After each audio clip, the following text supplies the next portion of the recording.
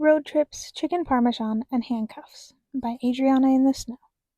Chapter 8. Do you even have a plan?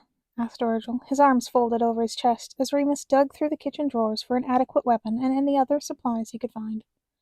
Unfortunately for him, Logan had clearly locked away all of the dangerous kitchen objects somewhere. Remus could probably find them eventually, but it wasn't worth the time.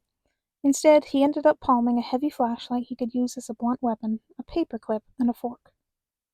"What are you going to do with that?" Virgil asked, his nose all scrunched up. "I'm very inventive," Remus said with a wink. "I don't want to know," Virgil said, waving him off. "In fact, I don't want to be a part of this at all. Can you just drop me off in a town with a bus station before going after Logan?" "You sure you don't want to see any of the action?"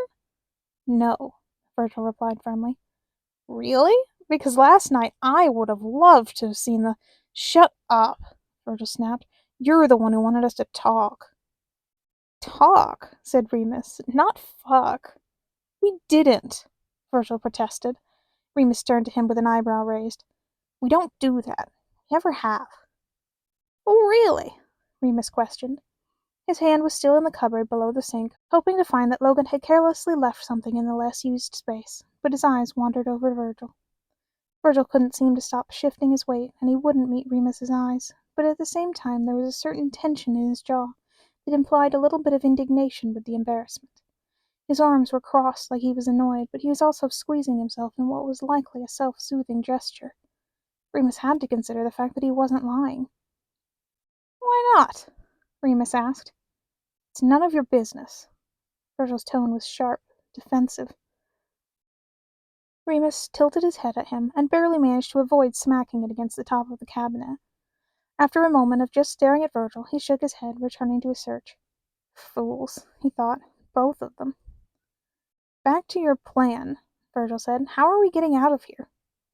Remus glanced up at him and grinned. "Logan always has a backup plan," he said confidently. "Sometimes this is to his detriment."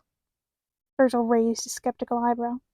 "Sometimes it's to my detriment," Remus conceded. "But recently, I've been getting better at taking advantage without screwing myself."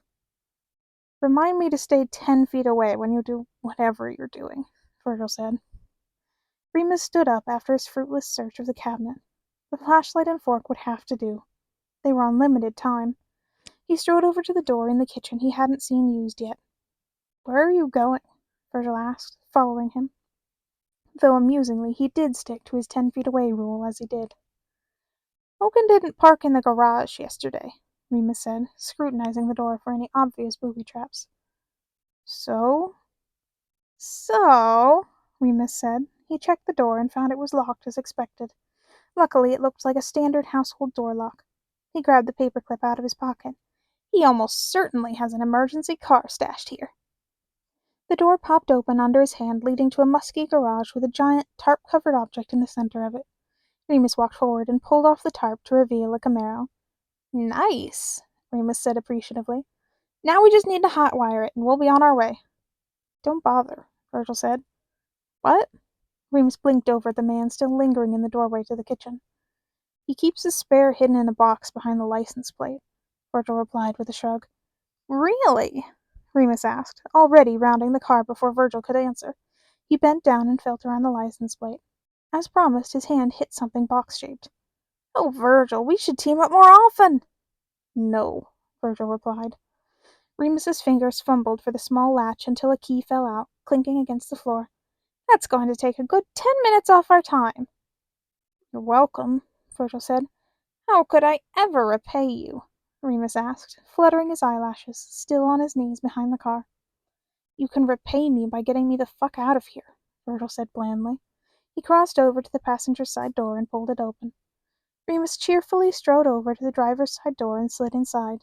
He put a key in the ignition and then paused. "Ow," Remus said with a wince. "What?" Virgil asked. "You don't possibly know how to drive stick, do you?" Virgil looked at him for a solid 3 seconds. "You have got to be kidding me. You can't drive a stick?" "And Logan must know it too, the cagey bastard, trying to Remus-proof his escape vehicle." He smacked a hand against the steering wheel and accidentally honked the horn, making Virgil jump. You can undo handcuffs with a screw from a remote control, but you can't drive a manual transmission car? Hey, driver's ed doesn't teach it anymore, and I don't know anyone who could teach me. Where was I supposed to learn? Can you even drive one? Of course I can, Virgil said. The only car I've ever owned was manual. Well, guess you're driving then. Virgil looked at him and groaned. I just want to bus out of here. Please, Remus asked sweetly. Virgil sighed. So much for not getting mixed up in your and Logan's bullshit, he muttered, shoving his door back open and exiting the car. They swapped places, Remus slipping into the passenger seat as Virgil started the car. The garage door opened with the click of a button. Virgil was, as it turned out, pretty good at driving. It honestly surprised Remus as he'd never seen the man drive before. Of course, the man was a ball of anxiety, so him being a safe driver did make sense. Where are we going? Virgil asked once they were on the road. There was only one road, really a long driveway leading to the cabin, but it was a good question that would surely be relevant soon. Remus shrugged. I don't know yet. You don't know? Virgil said, glancing at him. Where am I driving? Just, Remus waved him off. Drive. Just drive, he says, Virgil muttered darkly. He can't even drive a stick shift and he doesn't even know where we're going. Oh, hush you, Remus said. He was digging through the glove box. Are you this picky in the sack, too? Because if so, that's good to know. Shut the fuck up. With the timeline Logan gave us, he had to have just gone to the nearest town, Remus said. He found the atlas stored in the glove box and started flipping through it. We just need to figure out where we are. We were blindfolded when we got here, Virgil reminded him. How are you going to figure that out? Oh, I am very skilled, especially when blindfolded, Remus said, scanning the map. Ugh. Now, we're looking for a wooded area, Remus mumbled to himself.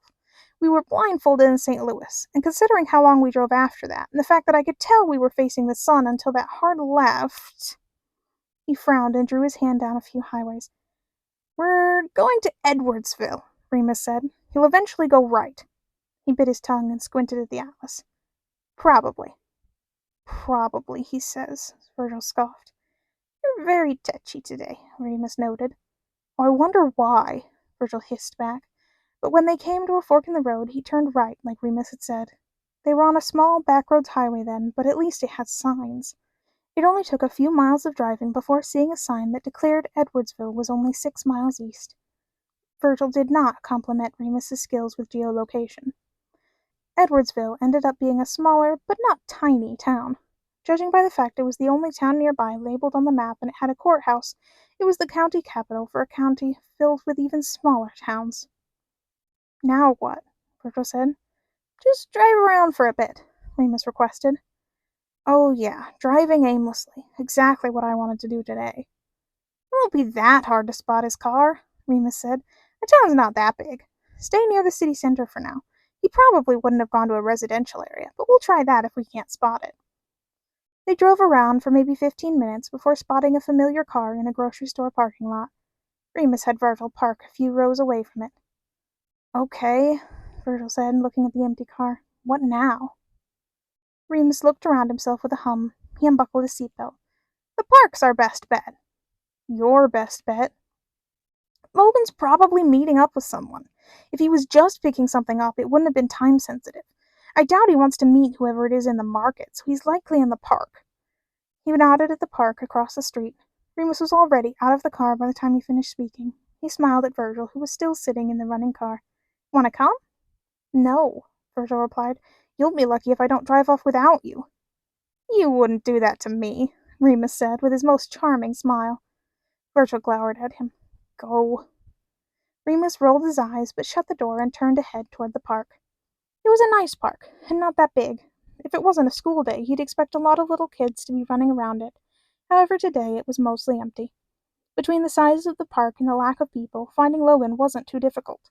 He was sitting on a bench in the park, casual with his legs crossed. He was clearly waiting for someone. Remus approached the man on the bench casually enough that a passerby wouldn't expect that they even knew each other, let alone that Remus was approaching Logan. He was close enough that he saw the moment Logan caught sight of him. Logan's eyes widened fractionally, which was more panic than he usually let himself display. He glanced in the direction opposite from where Remus was approaching, but he didn't look like he was planning on making a run for it. "Truce," he requested, before Remus could even make it to him.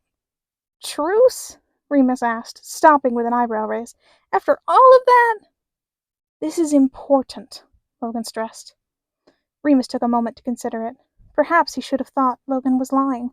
He was a well-known liar and a criminal, after all. Yet truces were a well-established thing between them at this point. Neither had ever abused one, and they felt almost sacred to Remus. Remus would never ask for a truce when it wasn't truly necessary. He couldn't help but think it was the same for Logan. And if he was requesting a truce, this must be important. Really important. "Fine," Remus said, "but you owe me." "Yes, fine," Logan said. He glanced in the same direction he had before. "Now get out of sight, now." There were no good places to hide nearby, but Remus was nothing if not adaptable and unafraid of getting a little dirty. He dove into a nearby trash can. "Disgusting," he heard Logan's voice idly say. Remus just knocked twice on the inside of the trash can in reply. Logan did not speak again after that. Remus spent almost 10 minutes in the trash can before something finally happened.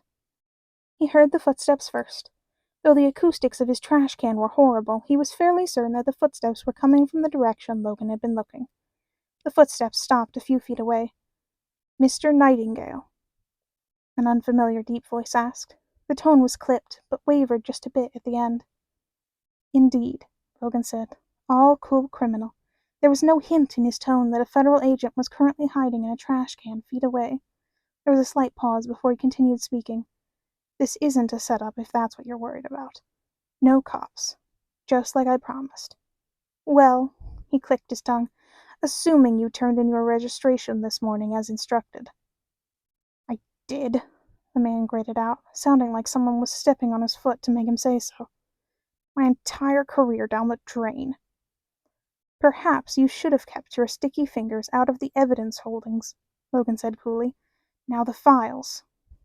Remus heard the sound of papers as they were handed over. "That's everything," the not cop said.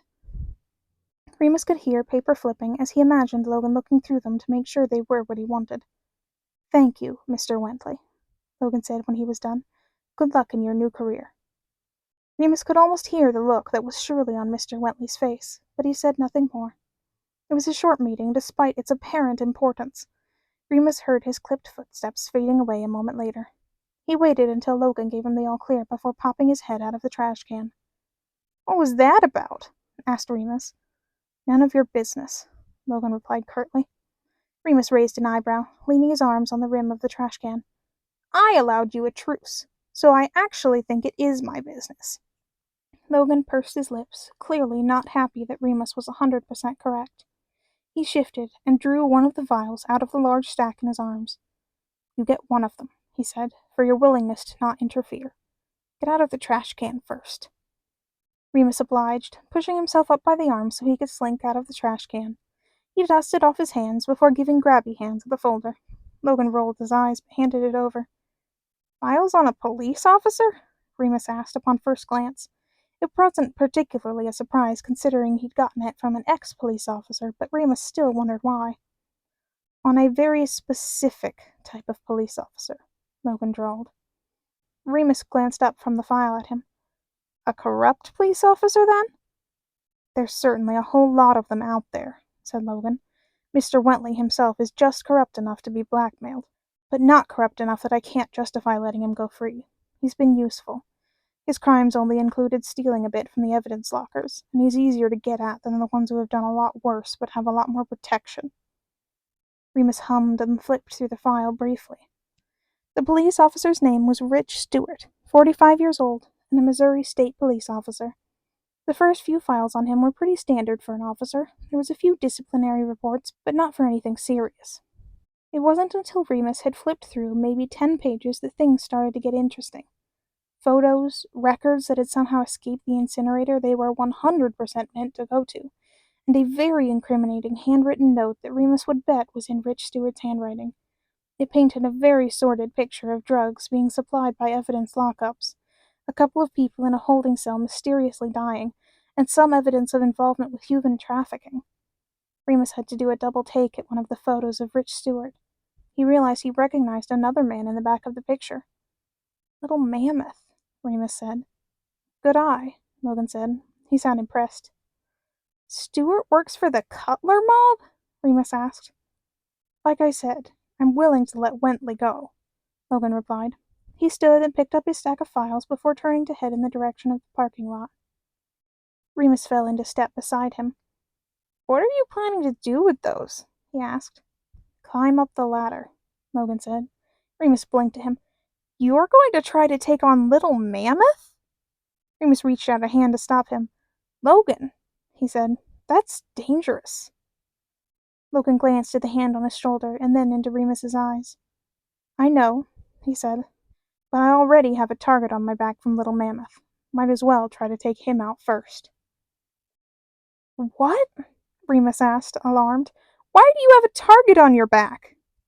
Logan reached up to adjust his glasses. What do you think happened to Big Mammoth? That caused Remus to freeze.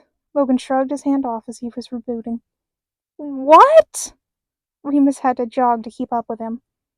I believe that's the end of our truce, Officer Royal, Logan said calmly. His tone left no room for argument, and Remus gnashed his teeth in frustration. But before he could argue more anyway, he glanced at the parking lot and realized something was missing. Fuck, Remus said. What? Logan asked. I think Virgil actually did drive away and leave me. Logan glanced at the parking lot and then back at Remus.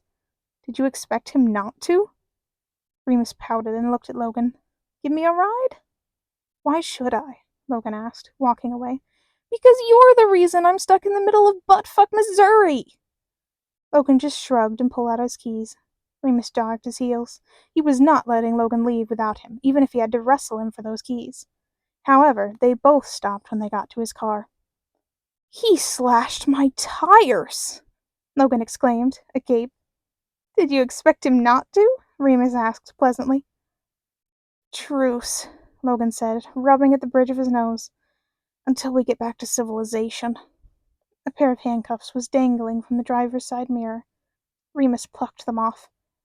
Truce, he agreed with a sigh. And that's the end of Road Trips, Chicken Parmesan, and Handcuffs by Adriana in the Snow.